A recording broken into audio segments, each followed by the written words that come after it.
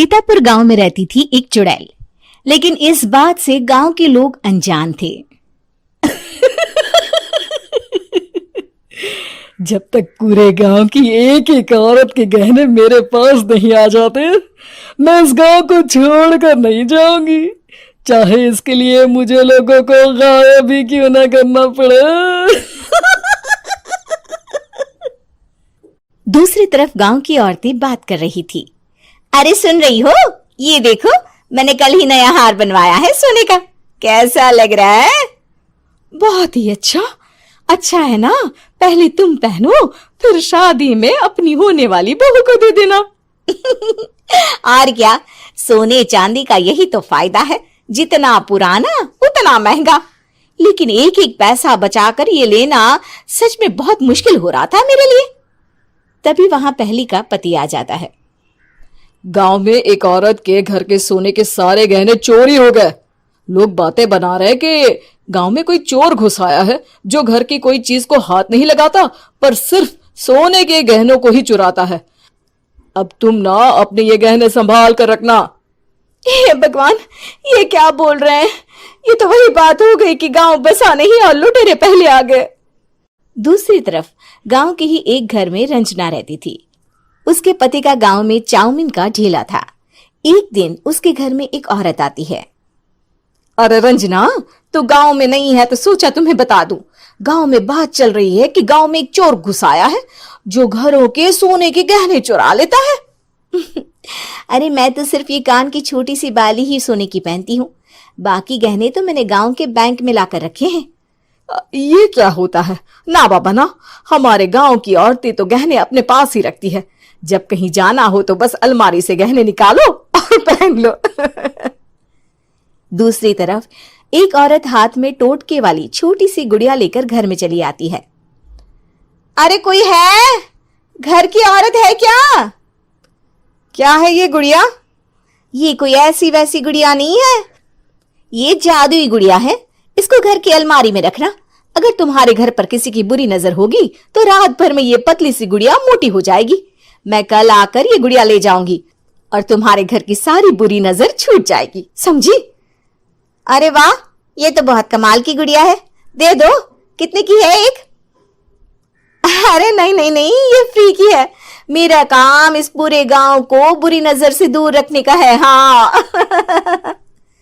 भली औरत उसके हाथ से वो गुड़िया लेकर अलमारी में रख देती है। लेकिन अगली सुबह जब वो उस गुड़िया को देखती है तो पतली सी गुड़िया मोटी हो चुकी होती है। हे भगवान, ये क्या? किसने मेरे घर को बुरी नजर से बांध रखा था? तभी वो गुड़िया वाली भी आ जाती है। मैंने कहा था ना, घर पर बहुत ज्यादा बुरी नजर है, लाओ ये गुड़िया मुझे दे दो। औरत वो गुड़िया उठाकर उसे दे देती है। गुड़िया हाथ में आते ही वो औरत उसे लेकर सीधे गांव के बाहर की खाली हवेली में चली जाती है और साधारण औरत से चुड़ैल बन जाती है।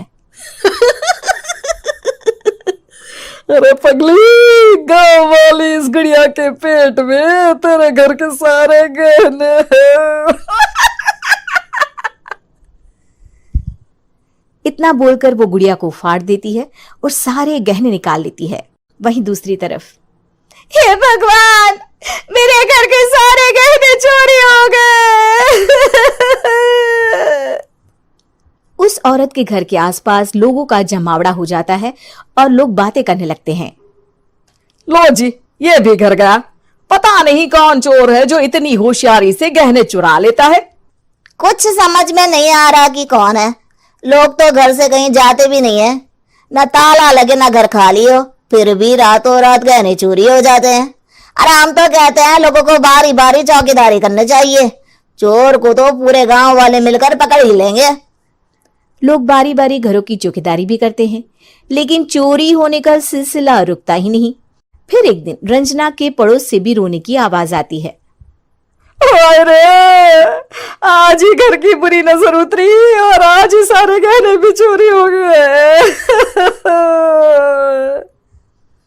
कैसी बुरी नजर? क्या हुआ था? तभी वहां उस औरत का पति भी आ जाता है जिसके घर में गहनों की चोरी हुई थी। हाँ, मेरी बीवी ने भी किसी गुड़िया को घर में बुरी नजर उतारने के लिए रखा था, लेकिन अगले दिन गहने चोरी हो गए। अब रंजना को कुछ कुछ बात समझ में आ जाती है। वो गांव वालों से कहती है, देखिए अब आप लोग चिंता ना करें, जल्द ही चोर पकड़ा जाएगा। उस नजर उतारने वाली गुड़िया को आज मेरे घर कोई भेज देना। फिर क्या था, चुड़ैल को लोग रंजना के घर भेजते हैं। पहली बार देखा है कोई खुद लुटने को तैयार बैठा है। तो तू है जिसे घर की बुरी नजर उतारनी है? ये ले गुड़िया, ये सुबह तक मोटी हो गई तो समझो तुमको और तुम्हारे घर वालों को नजर लगी है। हाँ हाँ, मैंने काफी सुना है। तुम ये गुड़िया मेरे घर छोड़ देना।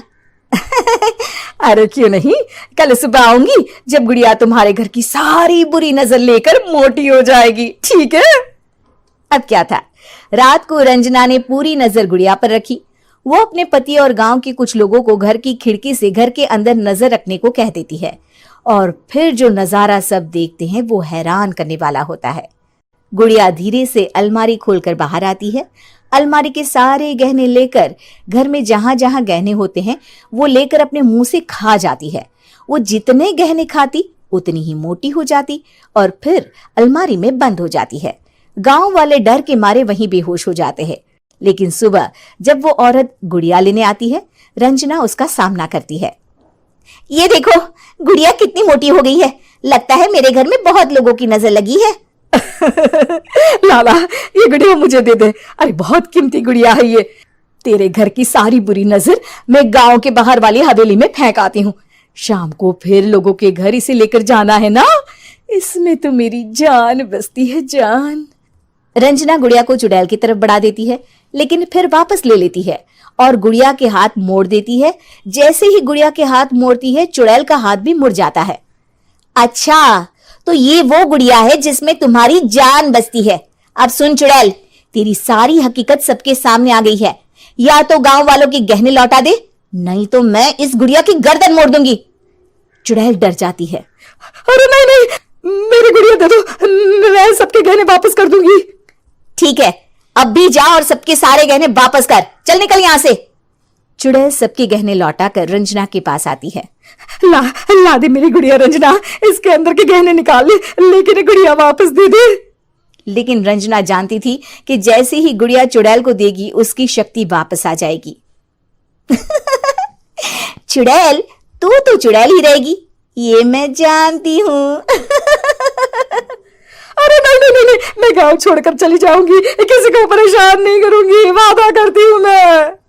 लेकिन रंजना उसकी एक बात नहीं सुनती और गुड़िया का सर उसके शरीर से अलग कर देती है। चुड़ैल सर अलग होते ही गायब हो जाती है। गांव वाले रंजना के साहस और बुद्धि की खूब प्रशंसा करते हैं।